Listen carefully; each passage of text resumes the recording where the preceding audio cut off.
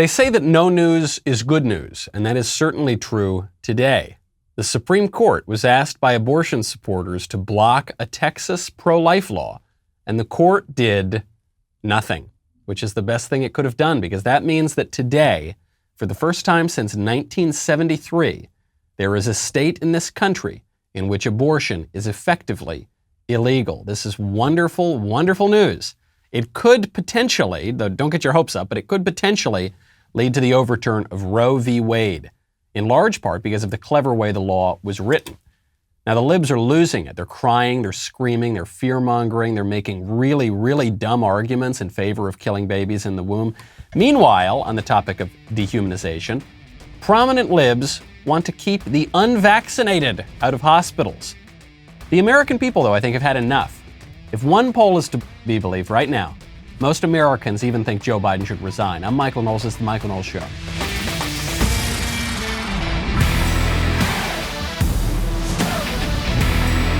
Welcome back to the show. My favorite comment yesterday from Jacqueline Twerd, who said, classrooms shouldn't be like a teacher's home where they can hang whatever ridiculous stuff, I'll clean it up, whatever ridiculous stuff they feel like.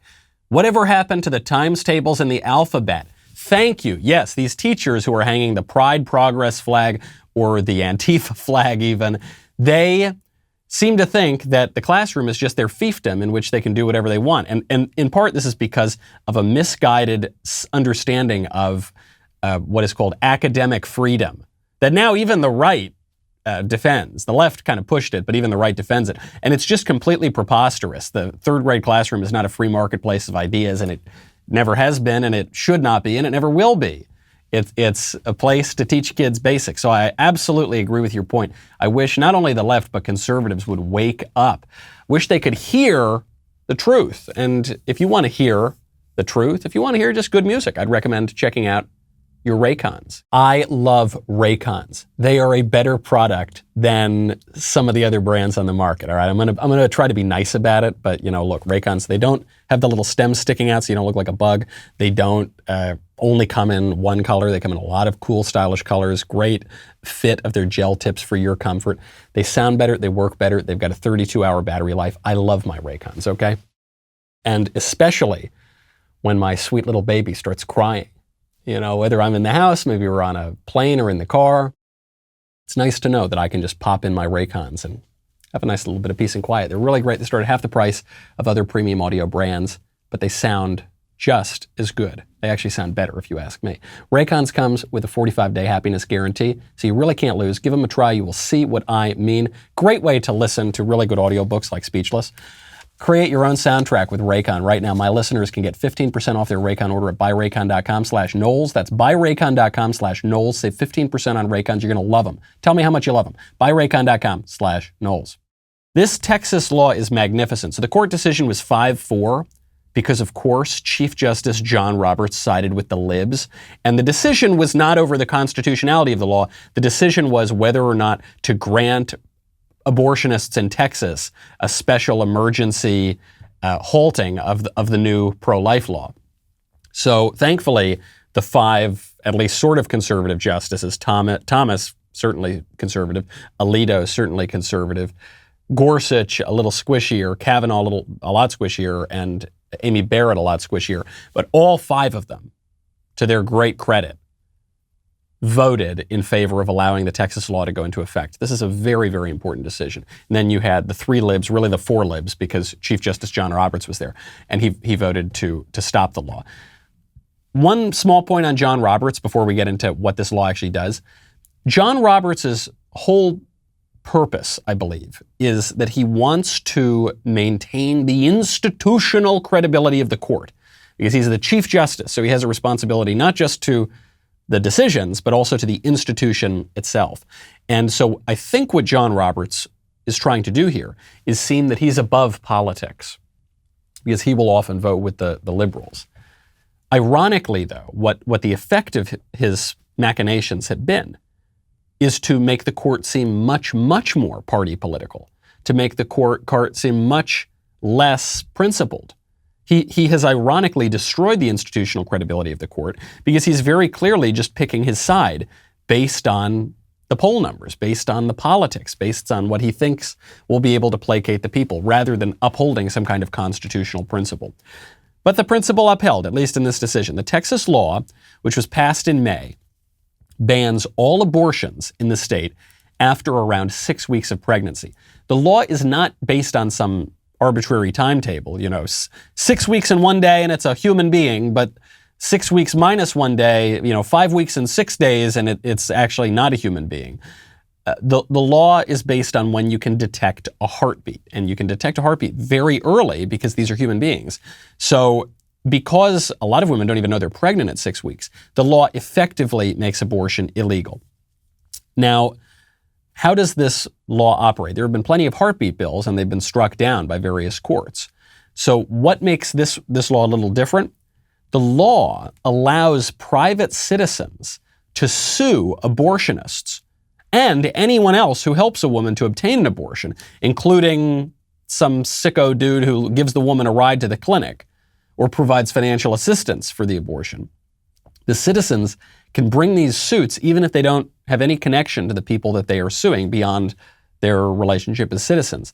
If they win in the lawsuits, the law entitles them to a minimum of $10,000 in damages plus attorney's fees. So this is really providing an incentive or a disincentive for the abortionists and for the various ghouls who help out in this process. We haven't seen laws like this before, and it makes it a little bit harder for the courts to strike it down. It's a brilliant, brilliant law, and I'm very glad that it's in effect.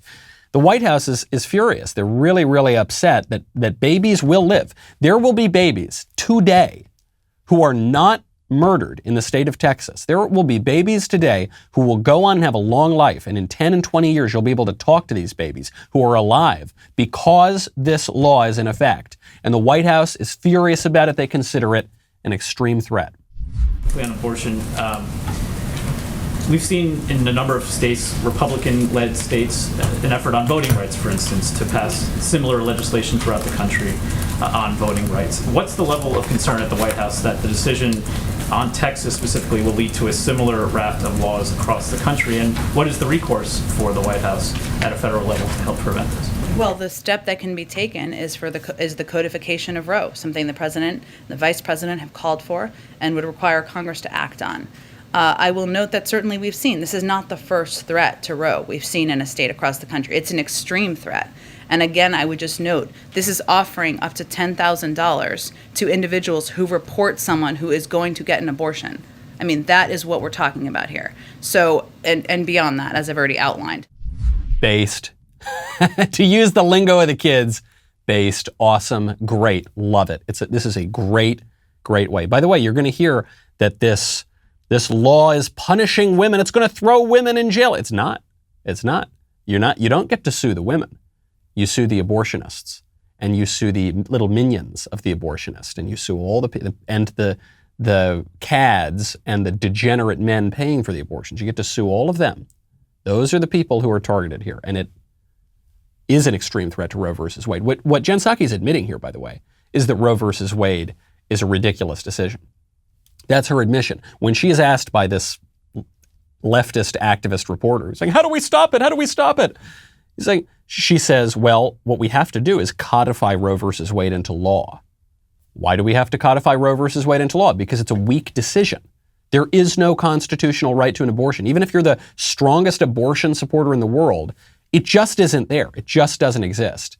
And even the intellectual and the intellectually honest leftists who support abortion and look at Roe versus Wade, they will tell you the case does not have very much constitutional merit. And so now they're saying we need to codify it into law. You have to codify it into law because it's a ridiculous decision. And if there is justice, even a little bit of justice in this world, it ought to be overturned. CNN freaking out about this. They've brought on their chief legal analyst, Jeffrey Toobin. Jeffrey Toobin has a lot of personal expertise on creepy sex questions. As you will recall, he lost one of his jobs some months ago because he was caught having sex with someone he loves on camera on a Zoom meeting with his colleagues. So Jeffrey Toobin, and that event involved one person other than the spectators. So Jeffrey Toobin is back on CNN, and Jeffrey Toobin, often like I do on this show, We don't do that. We don't have that in common. But one thing we do have in common is that occasionally on air we will say, I told you so. And Jeffrey Toobin did tell you so when it came to Roe versus Wade. Donald Trump ran for president saying, I will appoint justices to the Supreme Court who will vote to overturn Roe v. Wade. He has 3 appointees on the court. There are 3 other appointees on the court, Samuel Alito, Clarence Thomas, and John Roberts, who have spoken out against Roe v. Wade before, although Roberts has later said he supports the precedent. But there are 5 justices, it appears, the 3 Trump appointees, plus, there they are on the screen, plus Thomas and Alito, who seem like solid votes to overturn Roe v. Wade. You know, we've been accused, those of us who have been saying that Roe is about to be overturned, as being Chicken Little, the sky is falling, the sky is falling. We'll see, because it certainly looks like the sky is falling now. The sky is falling because fewer babies will be killed in Texas. Don't forget, you're going to be told that women have a right, they have a sacred, constitutional, natural right to kill their children. They don't. They don't have that right. But you're going to be told, only focus on this. Only focus on the poor abortionist who's just trying to scrape by and feed his family by committing infanticide at Planned Parenthood. Just think about him. Don't forget, this involves a baby. And that's not just an abstract. It's not just a hypothetical. There will be babies who are permitted to live because of this law. And you will have to look them in the eye, at least on camera. They'll look at you and you'll see them. And you will have to explain, at least to yourself, why you think that it would be better if they were killed, why you think that it's wrong that they were permitted to live. Jeffrey Toobin's going to have to do that. But Jeffrey Toobin is an abortion supporter, not just in theory. He tried to pay off his mistress to kill his child, and his mistress wouldn't do it. And now he's got the child, and he's going to have to look that kid in the eye someday, if he has a relationship with that kid, and explain why he tried to kill that baby, and why he still supports the right, quote unquote, of people to kill babies just like him all over the country. Now, if you want to get a real accounting of what's going on, okay, not just in politics, but in your finances, you're going to want to check out Truebill. If you're anything like me, you've started a bunch of free trials that you forgot to cancel. Now, sometimes a free trial is great and you stick with the service and that's cool. A lot of times it's just a scam and you do the free trial and then you never cancel it and then you end up paying a ton of money needlessly. Do not let greedy corporations take money that you don't need to spend. Truebill will let you take control of your subscriptions. Truebill is the new app that helps you identify and stop paying for subscriptions that you don't need, that you don't want, or that you just forgot about. On average, people have saved up to $720 a year with Truebill. That's a lot of money. Because companies make subscriptions hard to cancel, Truebill makes it incredibly simple. Just link your accounts and Truebill will cancel your unwanted subscriptions in one tap. And your Truebill concierge is there when you need them to cancel unwanted subscriptions, so you don't have to do it. They got 2 million users. They've helped people save over $100 million. Do it right now. Don't fall for subscription scams. Start canceling today at Truebill.com/Knowles. That's Truebill.com/Knowles. It'll save you potentially $1,000, more than $1,000 a year. Truebill.com/Knowles. CNN's legal analyst, Jeffrey Toobin, is really upset about the new Texas pro-life law. Because he supports the abstract right to abortion and also because he has tried to pay to procure abortions himself. According to this law, if he did what he has done in Texas, he could be sued for at least $10,000 plus attorney fees. So he's got a real personal interest here in making sure that these babies don't get to live. And now he's going after the court. He's trying to sway the court. And so he goes on television and he says, look, the institutional reputation of the court is at stake here. Here we are on September 1st, the first day since 1973 when a state has been able to ban abortion. 1973 is the year of Roe v. Wade. And the Supreme Court has said nothing. They have allowed the second most famous opinion of the last 100 years after Brown v. Board of Education to essentially be violated, be overrun, but they haven't even said a word about it, which strikes me as a real blow against the Supreme Court's institutional reputation, aside from the issue of whether this law is right or wrong. A real blow against the Supreme Court's reputation, regardless of whether the law is right or wrong. I don't think that's true. You know what I think was a blow against the Supreme Court's reputation? Roe versus Wade. I think Roe v. Wade was a huge blow against the court's reputation because it showed that the court was nothing more than a partisan political lawmaking body rather than a judiciary. I think that aside from the issue of whether you think abortion is right or wrong, I think we all should be able to admit Roe versus Wade was the attack on the court's reputation. And they can either make that right now or they can persist in error and humiliation and degradation of the court. There's a woman, some Brooklyn chick who's apparently a medical doctor. Her name is Dara Cass. And I think she shows you some of the hysteria you're going to see from the left media on this issue. She tweeted out, "Get on birth control now. Any form that is reliable. Oral contraceptives, NuvaRing, Norplant, IUD, something now. Now, hurry." So what she's admitting here is that the left uses abortion as birth control, as contraception. But it's obviously not contraception because the baby is conceived and then they just kill it. What she's admitting is there are a lot of leftists who are so cavalier about abortion, about killing babies, that they won't even put on a condom. That's all right, we'll just deal with it later with abortion. The left tells us they don't do that, but then she's just admitted they do. Beyond that point, get on birth control now, anything, NuvaRing, IUD, do something. I've got another idea. How about you just have babies like they do in normal civilizations that are not dying? How about you just do that? I know this is a crazy radical idea. How about you just be open to life and have babies and actually fully give of your love to another person and then make your life better by having a baby? A lot of people can't have babies. It's a hard thing. There are a lot of people who struggle with infertility, okay? Who would give their limbs, who would cut off an arm, at least, to have a baby. And this cavalier woman. You know, we are a dying civilization. I mean that in a very technical way. We are not having enough children to continue as a civilization. And this has been true for decades now, and it seems to be getting worse and worse each year.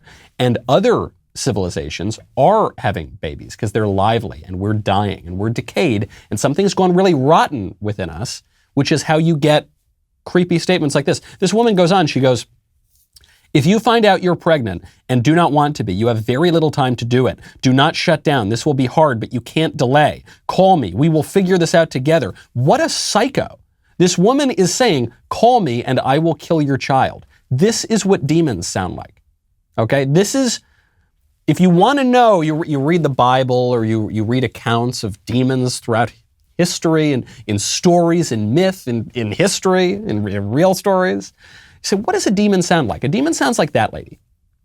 Call me now. Don't let them stop you from killing. I'll help you. I'll kill your baby. Give me your baby. Ah, good grief, lady. What? This is scary stuff. And I mention it. I mean, it's so obvious with her. But you're going to hear this kind of stuff from a lot of people. And don't forget who the prince of this world is, okay? Don't forget, this is a fallen world. There's a lot of bad stuff here. But you're going to hear these same kinds of things from people in the media, from politicians, maybe from people you know. And when you hear it, 1, don't be seduced. 2, maybe try to change their mind. 3, flee from that. You were playing with some bad juju, my friends. Now, before we move on from the topic of abortion and get to much more serious topics like the WuFlu, I do need to address something because I've seen it a lot in the popular discourse, and you're going to hear it a lot more in the coming days as this law is debated. You're going to hear really dumb abortion arguments, okay? You're going to hear really dumb pro-choice arguments. Here's one of them. Here's one. You're going to hear, hey, pro-lifer, you don't want to kill babies in the womb, right? So I guess you're probably against the death penalty then, right? You have to be. No, you don't, because those are different issues that involve different moral questions. You can oppose killing innocent little babies in the womb and still have a more nuanced or complex or opposite view of what ought to be done for convicted criminals. They're different questions. Oh yeah, huh? Yeah, they're different questions, huh, Mr. Pro-Lifer? Well, so if you're pro-life, you probably support COVID vaccine mandates, don't you? If you're going to be consistent. If you're going to be, no, again, I thought I just made this clear. Those are different issues involving different moral questions.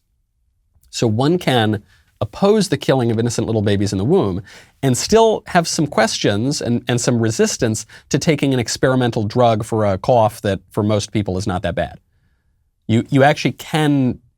I know it's hard to think. I was on a panel at Politicon, and some lib guy, he made these arguments. And I couldn't hear him that well. It was a very echoey, gigantic space, so I couldn't hear all he was saying. But you could hear it later on the microphone. And he made these arguments. He was saying, then you have to oppose the death penalty. No, you don't, buddy. Well, but if you're pro-life, then you have to support all of these other unassociated issues. You don't. Pro-life is a slogan. And like all political slogans, it represents an idea, but it cannot convey the fullness of that idea.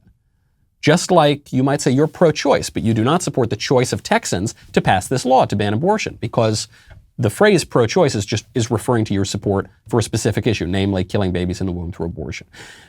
There are many other stupid arguments that you're going to hear with abortion, but don't get suckered into them because they're almost not worth your time refuting, but they are easily refuted because we're talking about a specific issue. Don't let them distract you, because I think if you talk about that issue in particular, if you focus on what is actually at stake,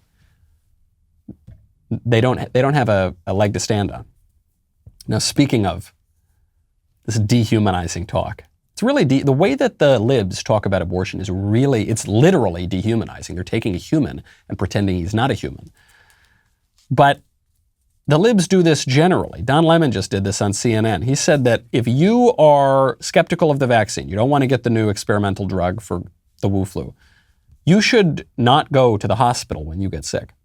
If you're not going to get vaccinated, you don't want to social distance, you don't want to wear a mask, then maybe you don't want to go to the hospital when you get sick. I know that sounds harsh, but you're taking up the space for people who are doing things the right way. If you're not going to lose a few pounds, chubby, then maybe you don't want to go to the hospital when you get a heart attack, okay? All right? Look, I know that sounds harsh.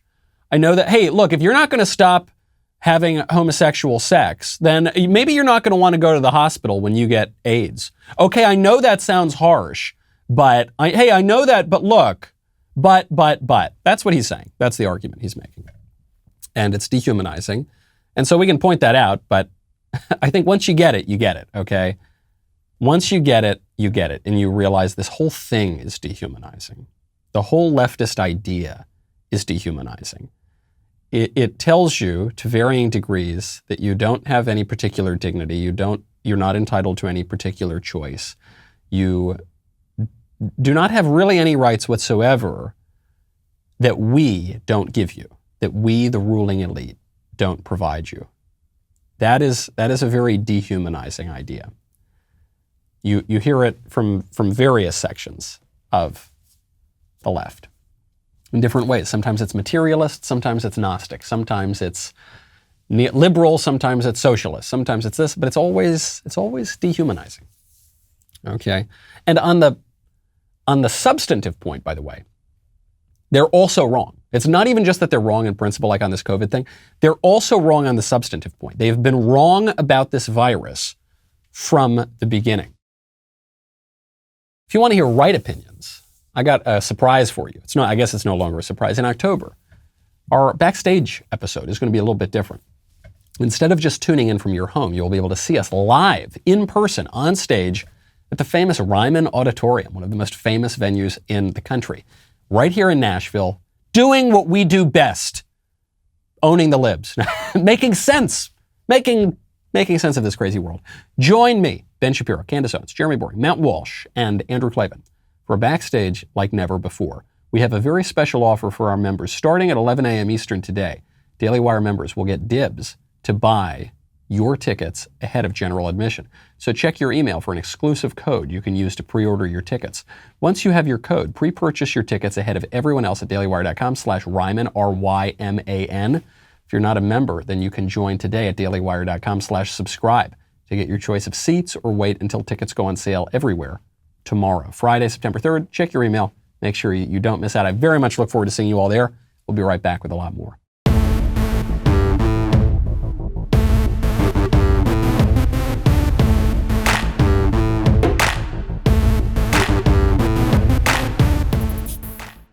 Joe Rogan got COVID. Joe Rogan, that anti-vax, misinformer, idiot stooge Rogan. Serves him right.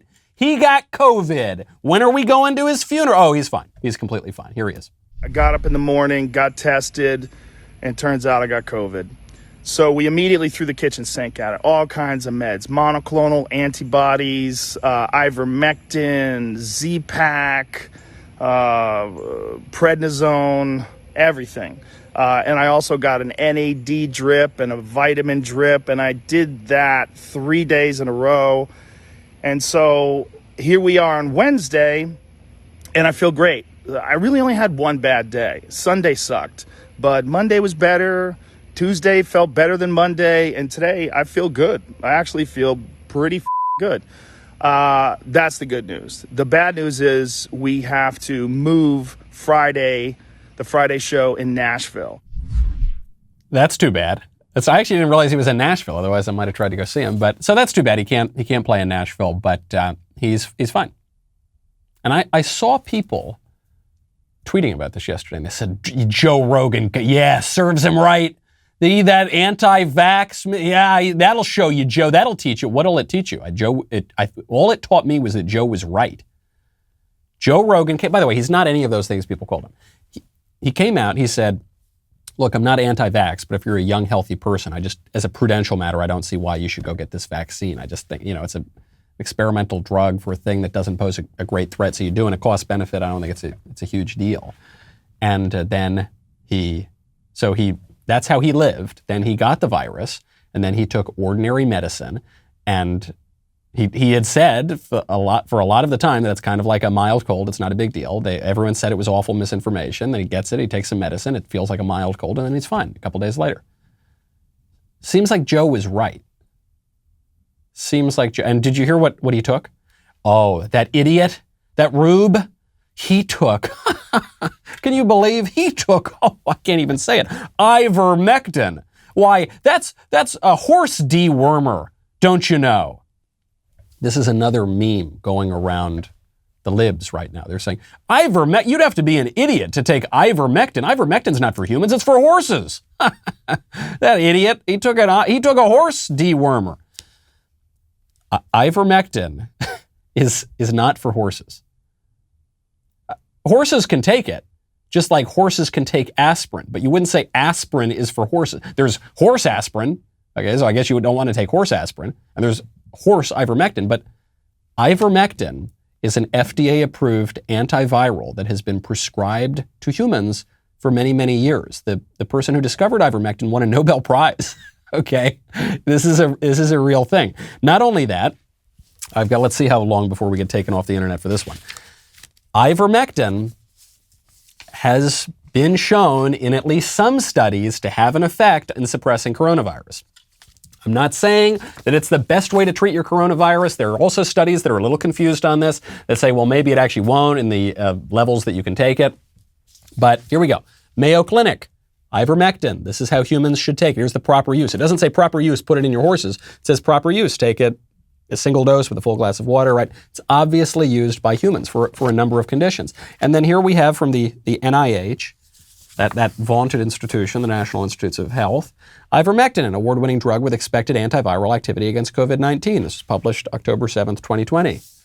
Not all that long ago. Now, sure, perhaps some data say, well, actually, sure, it can be effective in theory, but in the doses that you'd have to take it, maybe it won't be, so I'm not sure it's the best thing to do. But don't call Joe Rogan an idiot because he's taking a drug that has been very effective at fighting off things in humans and that has been shown, at least in some experiments, to have antiviral properties specifically against this COVID-19. You are, as you try to, I'm speaking to you libs, you hypothetical lib out there, as you try to preen and prattle and seem so much smarter than everybody else, you are revealing your own ignorance. The same thing on these abortion arguments. When someone comes up and says, well, you're pro-life, you probably oppose the death penalty then, right? What what they are revealing is that they haven't given 2 seconds thought to this issue. What they are revealing with those glib sorts of statements is how shallow their thinking is. And the same thing is, you're taking ivermectin, what are you, a horse? Oh, you haven't even Googled this drug. Okay. You haven't even given this, you're just repeating some clip of John Oliver or something that you've seen.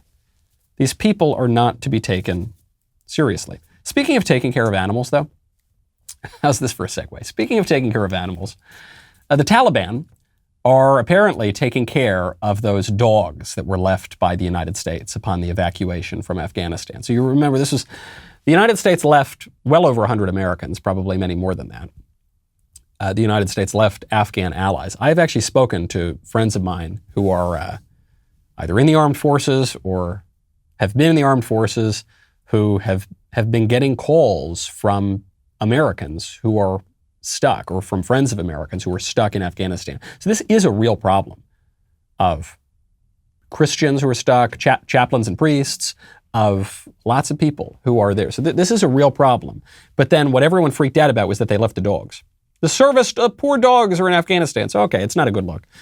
The Taliban, though, these PR geniuses, they're PR geniuses, are taking to the Western press to let you know, don't worry, we're taking care of your dogs.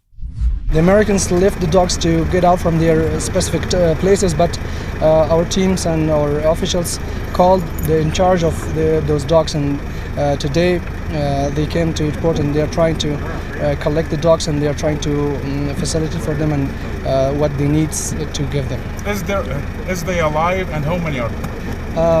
Particularly, I cannot give you a specific number, but they are alive, and from the beginning, when we come to the front door of the airport, we were in touch with the in charge of the dog, and they are working and they are feeding the dogs, and I think there's no problem. And there's no problem. This is good news, right? This is, I hate that I have, the Taliban have been very good about this from the beginning. They've been very good at their propaganda, and the West has not been. So they held that press conference when they took over the presidential palace in Kabul. Joe Biden wouldn't hold a press conference. So you're seeing here, you're saying, oh my gosh, the Taliban is giving greater transparency to the press and the people than the White House is. Then the Taliban is asked about freedom of speech. They say, you in the West like to talk about freedom of speech. What about Facebook? Facebook's censoring lots and lots of your people, including the duly elected president, for goodness sakes, on January 7th. Ooh, yeah, you can't really talk about that. And now the West, we can't even take care of our own service dogs. Don't worry, the Taliban's taking care of it. So if you point this out, if you point out any criticisms of the West, any of the Western occupation of Afghanistan, of the Afghan National Army, quote unquote, that did not last as an army for very long, that had a lot of problems of its own, including widespread sexual abuse, including ghost troops, ghost soldiers who didn't even exist at all. It was just a scam to be paid by the West and pass it out to various tribal leaders and warlords and corrupt officials. If you point out any of this, the theft, the fragging, all of that, now apparently you're a white supremacist. According to CNN, quote, white supremacist praise of the Taliban takeover concerns U.S. officials. Okay. Now, there's the absurdity on its face that white supremacists are exactly the cheerleaders of the Taliban, right? I don't know many white supremacists who are supportive of Middle Eastern, non-white caliphates, okay? So I think probably the issue is a little more complicated than that. But let's just take it right at face value. What they're saying is that white supremacists are totally a real thing. It's totally a real big problem in America, the white supremacy, okay? And the white supremacists are cheering on the Taliban, who took over Afghanistan, and that's concerning U.S. officials who gave the country to the Taliban. So the White House officials, not just this administration, but the previous one as well, they come to terms with the Taliban and they say, okay, you're going to run Afghanistan from now on. The Taliban is now our ally. Don't forget that we're fighting with the Taliban against ISIS. And the the White House officials are now very concerned that the white supremacists are supportive of the White House's policy. Does that make the White House white supremacists? Does that make the white supremacists White House supremacists? What is it? Who is it? Who started the Taliban? We did. We did. We funded the people who created the Taliban. I'm not saying that that was a horrible decision. I'm not saying that foreign policy doesn't change. I'm not saying it wasn't justified in the 80s against the Soviet Union. But we funded the people who started the Taliban through the Afghan Mujahideen freedom fighters. We did it through Pakistan's Inter-Services Intelligence Agency. Also one of our great allies, which created the Taliban, which harbored Osama bin Laden and al-Qaeda. Osama bin Laden, another kind of sort of loose ally in the fight against the Soviet Union. And then the ISI, our great allies, were harboring bin Laden for years, but then they also kind of gave it up. So please, please spare me. I mentioned this earlier on the show a few days ago. Spare me the sanctimony over the allies and the enemies. And if you support the Taliban, you're a white supremacist. Joe Biden supports the Taliban. So is he a white supremacist? No, this is just a way of coming after anybody that in any way creates a problem for the increasingly incoherent narrative of the ruling class. It also is being used to make a political enemy and dissident out of anyone who supports the end of the Afghan war. You're not allowed to do that. The media do not want you to do that.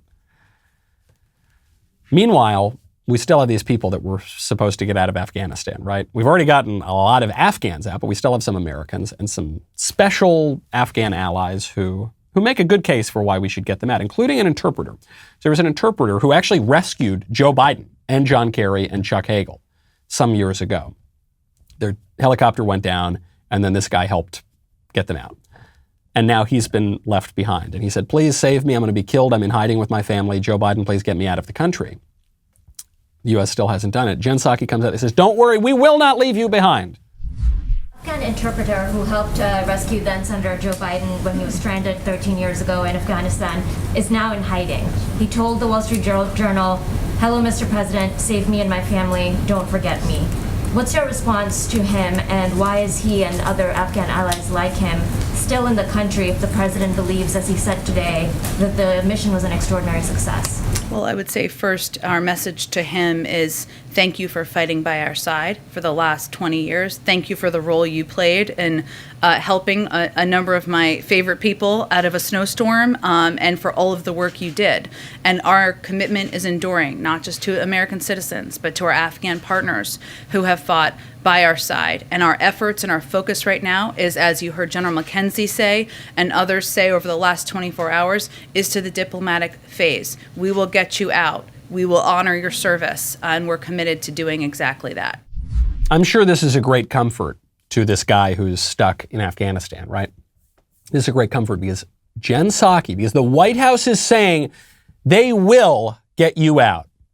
Just like they said they would not leave any Americans in Afghanistan before the final withdrawal, except they actually did that. Just like they said Afghanistan would not fall to the Taliban anytime soon, even though it did within a matter of days. Just like they said.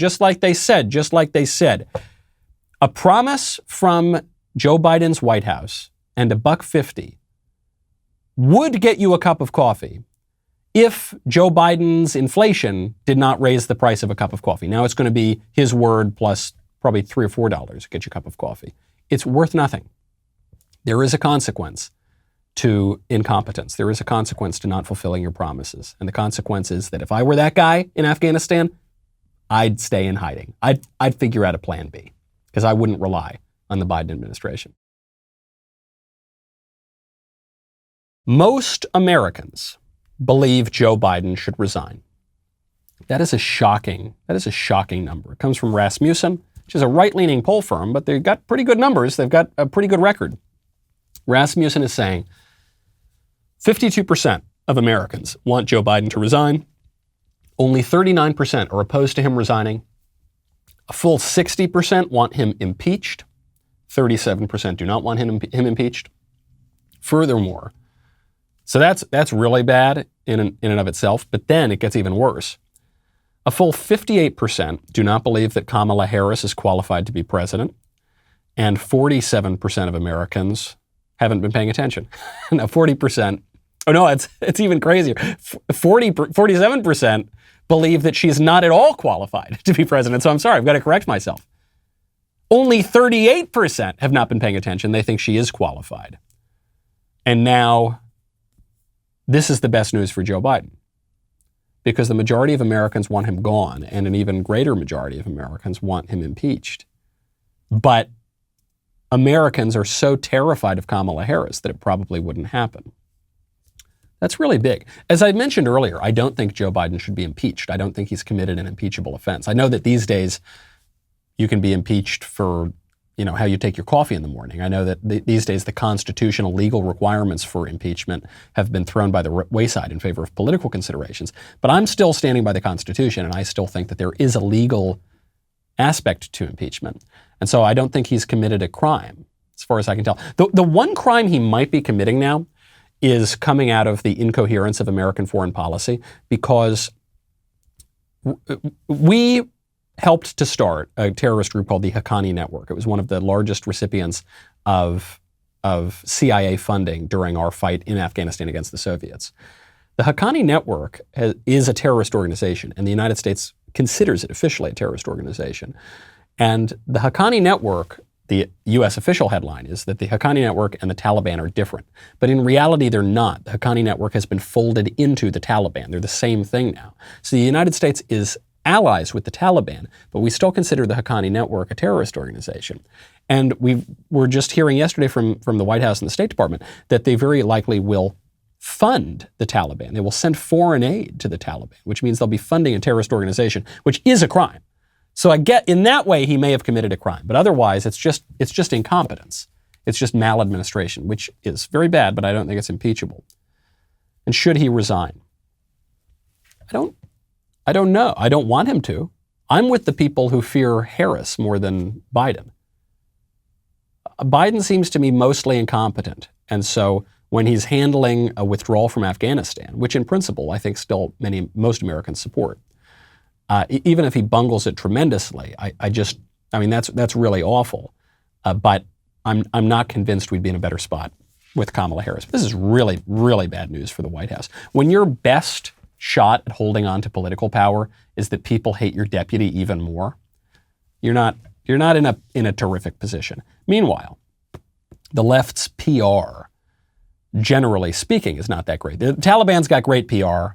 The Democratic Party has pretty bad PR. And actually, getting back to our first topic today, pro-life and pro-abortion, a guest on MSNBC, who was on Al Sharpton's show, thought that it would be clever to compare American pro-lifers to suicide bombers.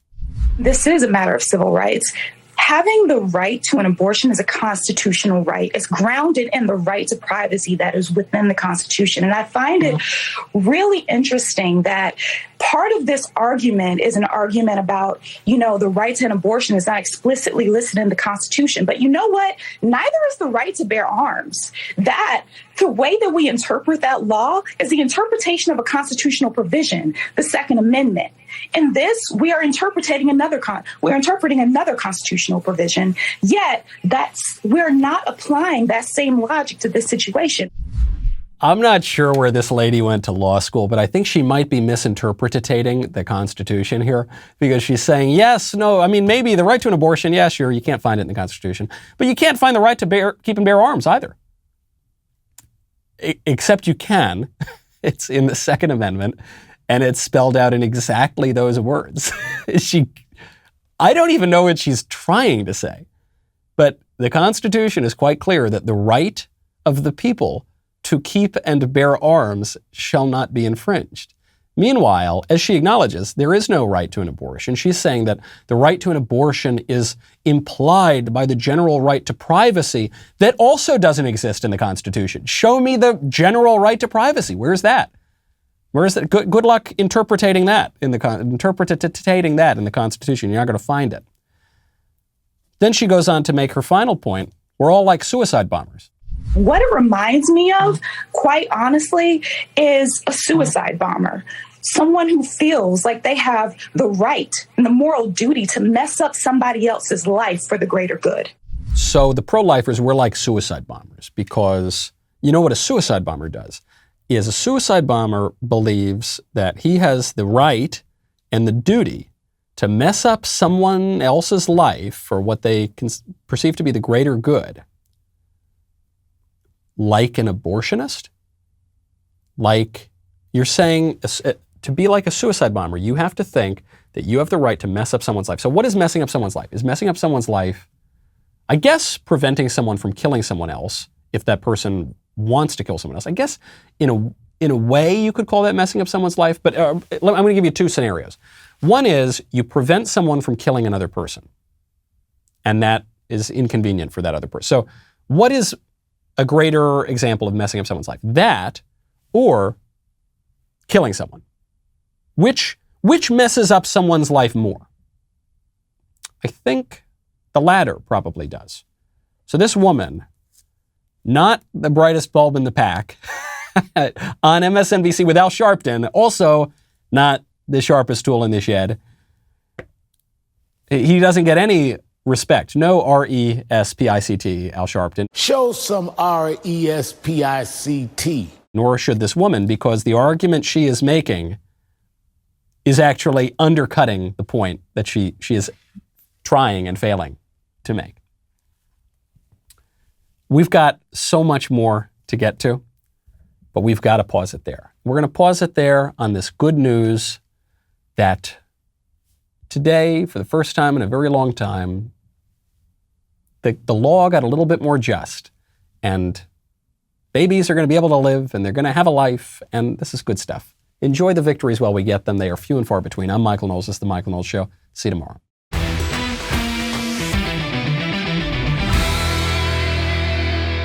The Michael Knowles Show is produced by Ben Davies. Executive producer, Jeremy Boring.